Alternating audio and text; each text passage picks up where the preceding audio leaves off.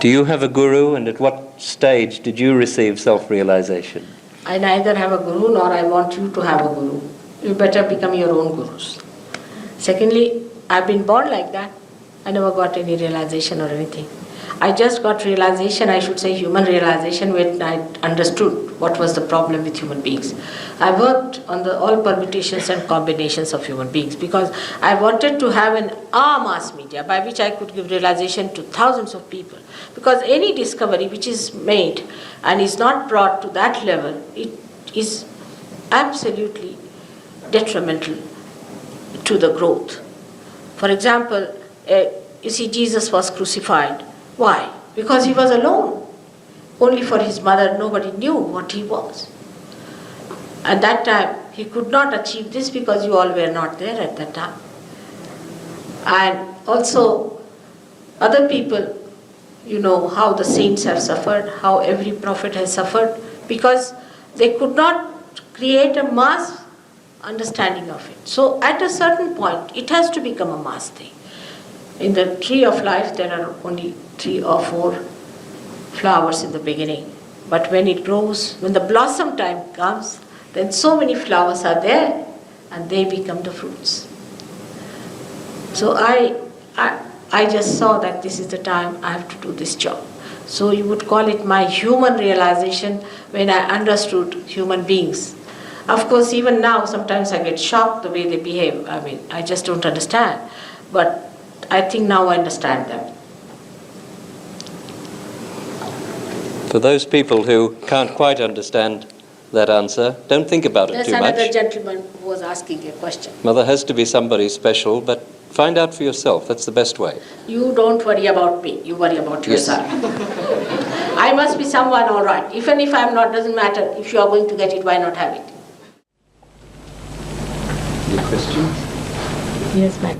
When I first learned, excuse me? Little loud. When I first learned about Kundalini, a basic learning of it many years ago, part of what I understood was that the Kundalini, you talked about raising it spontaneously, and what I had understood was that you must always have a master to help you raise it, that somewhere it isn't safe, I mean psychologically or emotionally, to raise it yourself, that you need the master to guide you. Yes. So I wanted to ask about the raising of it spontaneously. She's asking me if that she's read that you have to have a master. No doubt, you have to have a master, no doubt. Meaning the person who is an enlightened soul, a person who is a realized soul can only do. I wish you knew how to do it, he would have done it himself. So you have to have a master who is called as a Satguru, the one who has achieved the truth and who is a master. Now, I'm not a master, thank God. I'm not a master at all, I'm a mother. And mother is always a master in a way. So that's what it is. But as far as I'm concerned, I'm too soft to be a master, I think, because I cannot be hard with people. So that's what it is. So you have to have a master. But to get a master rather difficult, better get a mother. Yeah. When some of the speakers have talked about the primordial masters, they're all male. They've incarnated in male bodies. And I was wondering if there's a natural lineage, or why has that been over time in history, to say Abraham and Moses and Lao Tse, etc. You see, first we had to build up the fatherhood. You see, out of fear, because without fear, human beings won't listen. Imagine at the time of Moses, the 10 commandments that he brought had to be changed. The people were so horrid. See, he had to make them very, very strict at that time. You can see from the books of his scenes. You have got you'll get the full idea as to how terrible the people were. Now, then we had to talk of Christ, because he had to cross the Agya. He had to cross it because that was the problem. That time the ego was too much. You see, imagine at the time of Romans how they were horrid. So he had to do that job. Now today we have reached at a point, fagged out, absolutely, fed up of our ego, super egos, everything. Now only the mother can help. So it has to be at different various levels of your awareness. One had to work out, now is the time of mother to nourish you. It's mother to give you that love. Because you won't be spoiled now anymore. That will understand. The authority with which Moses talked, authority with which Socrates talked, authority with which Lao Tse talked,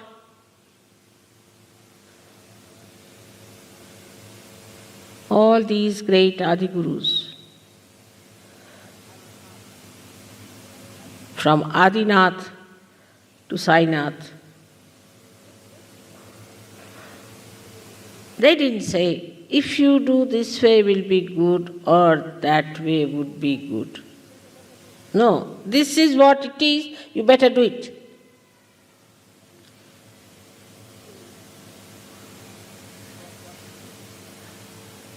This is what it is.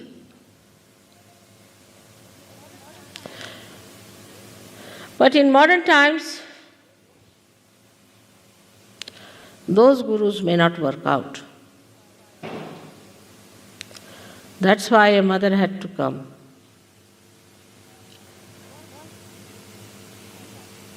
First to give you realization.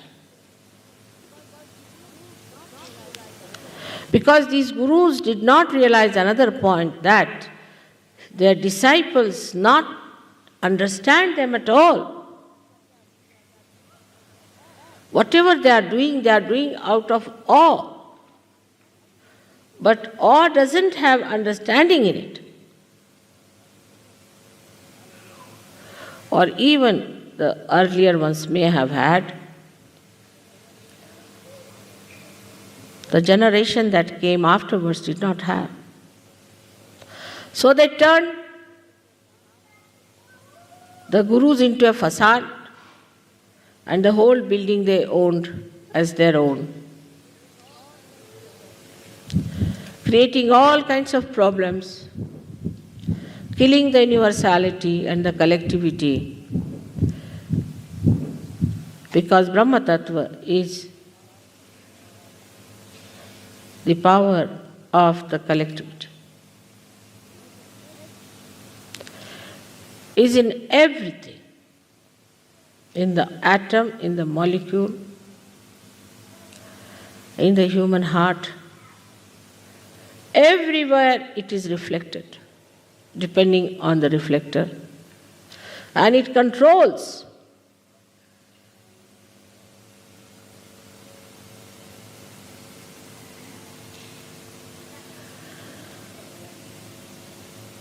This understanding they had.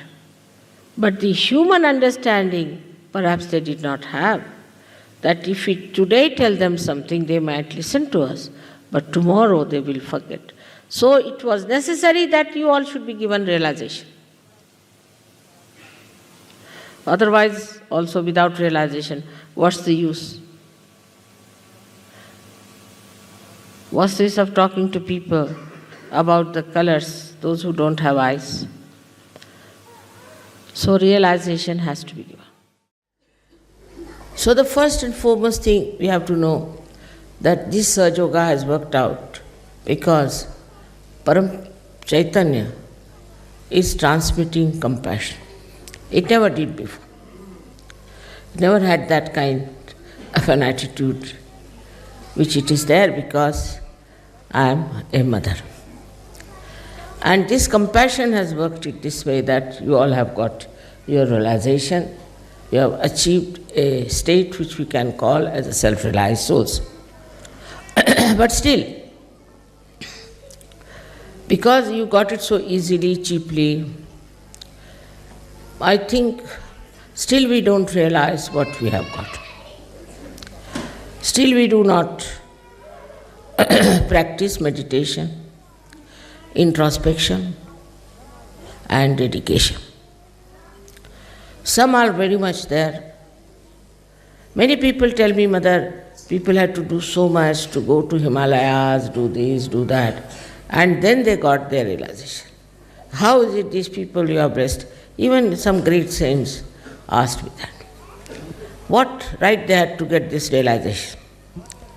Why did you give them realization? What have they achieved? I said only their desire. Their desire was very much there that they should get their realization, and that's how they got it. But now to go into only desire is not sufficient. You have to depend on yourself. On the light of your spirit, you should see what's wrong with you. I am supposed to be your guru. But I feel sometimes that the idea of a guru is very different from mine. Normally, a guru is a very, very strict person and has no patience of any kind. So, there are 2-3 types of tests are all the time taken of the disciple. Firstly, how much they obey you. But as you all have got realization and you are your own gurus, I don't put that condition on you. I leave it to your freedom. I tell you earnestly, in all the way possible, what I think good for you. But I don't compel.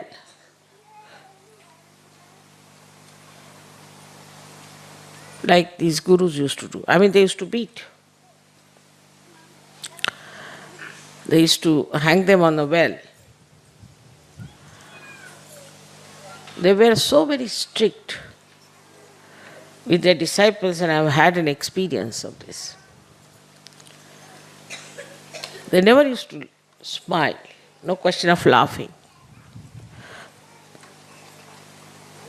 and would never show any kind of weakness, of kindness for the disciples. You see, a guru has to be a very angry person, wearing only single dress, either upwards or downwards, I don't know how that is. With a big thick rod in the hand, never smiling, laughing no question, smiling. And the gurus have to be very long-faced, developing big beards, and no ladies allowed.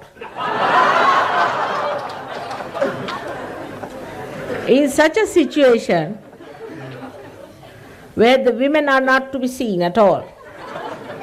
I mean, I shouldn't even see my face, it's like that.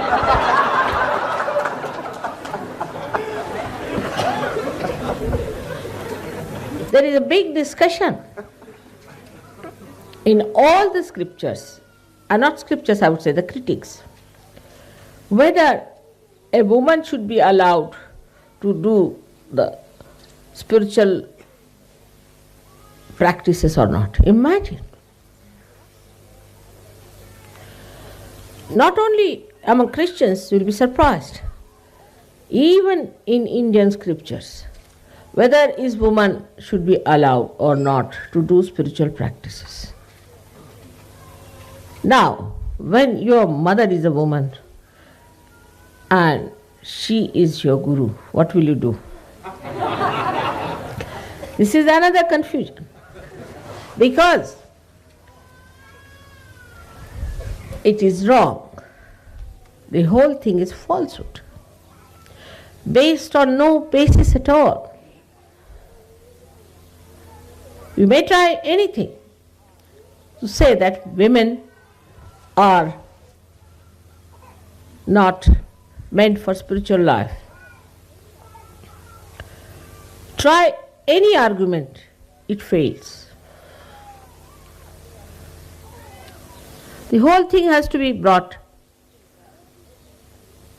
up this way that everything faces reality. All these false ideas have to be given up. Like if you have a carpet upside down, the whole design is upside down. But if you put the carpet right, everything falls in line.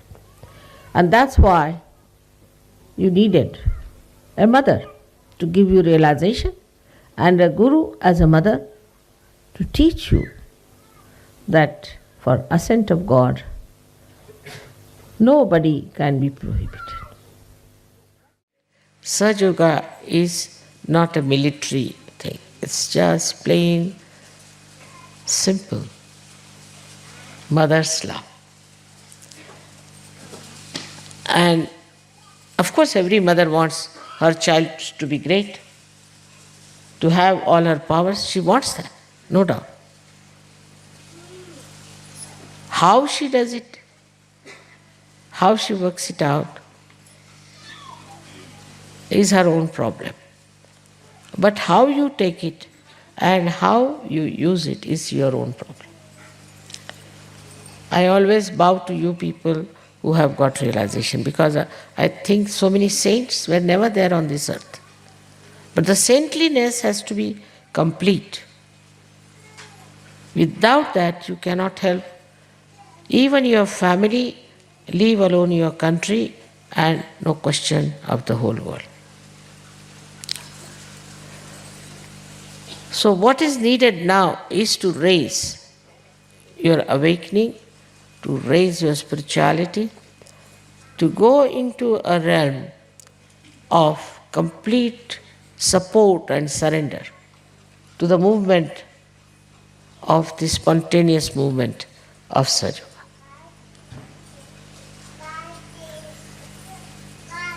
May God bless you. Adi Guru Dattatreya Sakshat